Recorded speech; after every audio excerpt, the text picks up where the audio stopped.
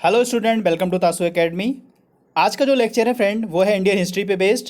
और आपको प्रश्न करने से पहले वीडियो को पॉज करना होगा और उसका आंसर आप लोग को कमेंट बॉक्स में करना होगा। फिर आपको वीडियो को देखना होगा, जिससे आपका बहुत अच्छा रिवीजन होगा। चूँकि ये लेक्चर जो है, ये वीडियो आपके यूपीएससी पैटर्न पे बेस्ड है, इसलिए जो है आपके लिए काफ़ी इंपॉर्टेंट है। और ये बिल्कुल आपको फ्री दिया जाता है, फ्री मॉक टेस्ट है आपके लिए। तो चलिए बिना टाइम वेस्ट किए शुरू करते हैं आज का प्रश्न। ये है फर्स्ट क्वेश्चन। निम्नलिखित राज्यों में से किसका नहीं है, ये किसका है फ्रेंड, संबंध बुद्ध के जीवन से था। किसका संबंध, क्वेश्चन कहने का मतलब है कि किनका संबंध, ये जो ऑप्शन दिए गए हैं बुद्ध के जीवन से संबंधित था। जैसे पहला आंसर है अवंती, दूसरा गांधार, तीसरा कौशल, चौथा मगध। तो इनमें से क्या सही है ये आपको बताना है। इसके नीचे इसका आंसर दिया है कि 1 2 3 सही होगा, 2 4 सही होगा, 3 4 सही होगा या 1 3 4 सही होगा। तो इसका आंसर आप लोग को देना है। और बुद्ध के संबंध में जो था वो था आंसर 3 और 4, यानी कौशल और मगध।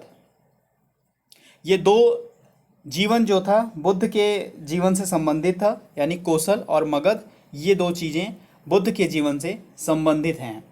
अगर आप आपको मैं डिटेल बताता हूँ तो जो महाजनपद थे टोटल कितने थे, 16 थे। आपको भी पता है, नहीं पता तो आप कमेंट करके ज़रूर बताइएगा। महाजनपदों में से कौशल एवं मगध महाजनपदों का संबंध बुद्ध के जीवन से था, क्योंकि गौतम बुद्ध ने अपनी शिक्षा के प्रचार प्रसार हेतु मगध एवं कौशल दोनों राज्यों में भ्रमण किया था। ये जो अपनी शिक्षा के लिए था, तो यहाँ पे कौशल में भी और मगध में भी इन्होंने दोनों जगह भ्रमण किया था और दोनों जगह इन्होंने शिक्षाएं हासिल की थी। इसलिए बुद्ध का जो संबंध है वो कौशल से था और मगध से भी था। तो ये दो जगह इनका संबंध था। तो आंसर जो होगा हमारा 3 और 4 बिल्कुल सही होगा आंसर। चलिए अगला क्वेश्चन देखते हैं। ये प्रश्न है फ्रेंड, महात्मा बुद्ध के संबंध में कौन सा कथन सही है, आपको सही चुनना है।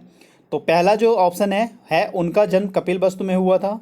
क्या फ्रेंड ये सही है? बिल्कुल ऑप्शन सही, क्योंकि उनका जन्म जो हुआ था कपिलवस्तु में हुआ था। दूसरा ऑप्शन है उन्होंने बोध गया में ज्ञान प्राप्त किया था। यस फ्रेंड, बिल्कुल सही आंसर ऑप्शन ये, क्योंकि उनको जो ज्ञान प्राप्त हुआ था वो किस जगह पे, बोध गया में प्राप्त हुआ था। तीसरा ऑप्शन है उन्होंने वैदिक धर्म को अस्वीकार किया था। जी हाँ फ्रेंड, इन्होंने जो है वैदिक धर्म को स्वीकार नहीं अस्वीकार किया था, अपनाया नहीं था। चौथा जो ऑप्शन है उन्होंने आर्य सत्य का प्रचार किया था। तो ये भी बिल्कुल सही है कि गौतम बुद्ध ने आर्य सत्य का प्रचार किया था। तो यहाँ पे हमारे चारों ऑप्शन सही होते हैं, यानी ऑप्शन डी सही होगा, 1 2 3 4, क्योंकि उनका जन्म कपिलवस्तु में हुआ था, ज्ञान बोध गया में प्राप्त हुआ था और उन्होंने वैदिक धर्म को अस्वीकार किया था और आर्य सत्य का प्रचार किया था। तो ये है क्वेश्चन जो आपका भी सही हुआ होगा। अगला क्वेश्चन है कि अष्टांग मार्ग की संकल्पना का अंग नहीं है। हम लोग को वेरी केयरफुली क्वेश्चन पढ़ना होता है। जैसे यहाँ पे नहीं है तो हमें इसी अनुसार हम अपने ऑप्शन को चुनते हैं और उसका फिर हम लोग आंसर चुनते हैं। तो अष्टांग मार्ग की संकल्पना का कौन सा अंग नहीं है? पहला, दीपवंश की विषय वस्तु का। तो अष्टांग मार्ग में दीपवंश की विषय वस्तु का कोई अंग नहीं था, कोई अंग नहीं था। दूसरा देख रहे हैं दिव्यवान की विषय वस्तु। तो दिव्यवान की विषय वस्तु का भी कोई अंश नहीं था, इसमें भी नहीं मिलता है। और तीसरा देखते हैं महापरिनिर्वाण की विषय वस्तु का। तो इसका भी कोई अंग नहीं मिलता अष्टांग मार्ग में। लेकिन अगर हम धम्मचक्र प्रवर्तन सूत्र की विषय की बात करते हैं तो यहाँ पे इसका जो है अष्टांग मार्ग में जिक्र है और अंग मिलता है। तो अगर यहाँ क्वेश्चन पूछता कि अष्टांग मार्ग की संकल्पना का अंग क्या है, तो सिर्फ हमारा ऑप्शन 4 सही होता, ऑप्शन डी सही होता, 4 या डी होता, ये सही होता। क्वेश्चन यहाँ कर रहा है कि अंग नहीं है, तो यहाँ पे 3 अंग नहीं है, दीपवंश की विषय वस्तु का, दिव्यवान की विषय वस्तु का और महापरिनिर्वाण की विषय वस्तु का। तो हमारा आंसर जो होगा 1 2 3 सही होगा, क्योंकि गौतम बुद्ध ने चतुर्थ आर्य सत्य में दुख निरोध का उपाय बताया था। जो चौथा आर्य सत्य था उसमें दुख निरोध का उपाय बताया।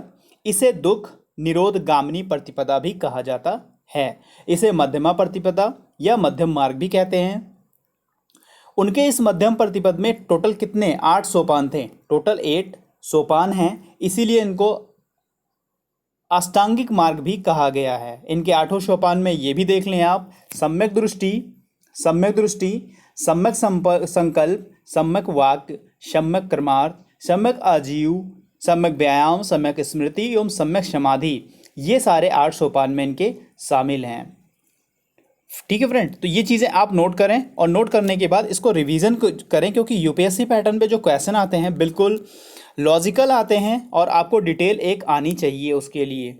चलिए नेक्स्ट क्वेश्चन देखते हैं।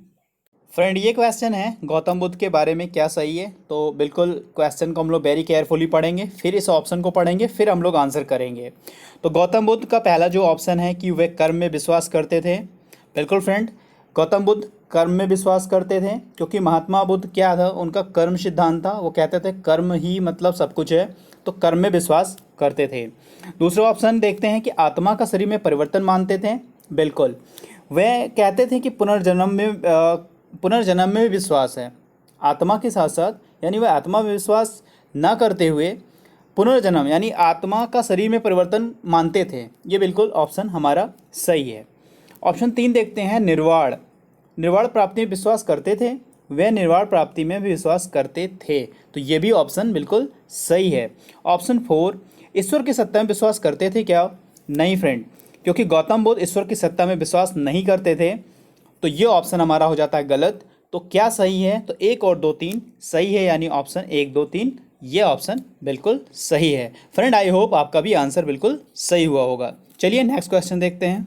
गाइज ये क्वेश्चन काफ़ी इंपॉर्टेंट है, सो आप लोग वेरी केयरफुली इस चीज़ को पढ़िएगा और इसका आंसर भी कमेंट बॉक्स में ज़रूर करिएगा और कमेंट करके ज़रूर बताइएगा इसका आंसर क्या है, क्योंकि ये IAS की परीक्षा में ये क्वेश्चन 2002 में प्री में पूछा गया था, उसके लिए काफ़ी इंपॉर्टेंट भी है और क्वेश्चन उसी तरीके से बनाए गए हैं जिस तरह आपके यूपीएससी पैटर्न पे क्वेश्चन आते हैं।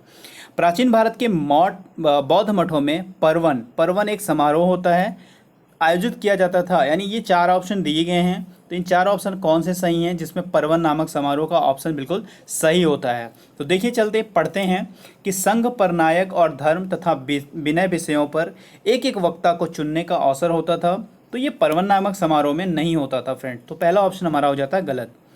दूसरा है वर्षा ऋतु के दौरान मठों में प्रवास के समय भिक्षुओं द्वारा किए गए अपराधों की स्वीकारोक्ति का अवसर होता था। ये फ्रेंड पर्वन जो होता था नामक समारोह कि जो जो वर्षा ऋतु के दौरान जो भिक्षु मठों में प्रवास करते थे, अपराधों की स्वीकारोक्ति का अवसर, यानी उन्होंने अपनी कन्फेस यानी उन्होंने अपराध को स्वीकार करने का ये अवसर पर्वन नामक समारोह में होता था, तो ये आंसर हमारा बिल्कुल सही है। ऑप्शन बी हमारा बिल्कुल सही होगा, आपका भी आंसर सही होगा।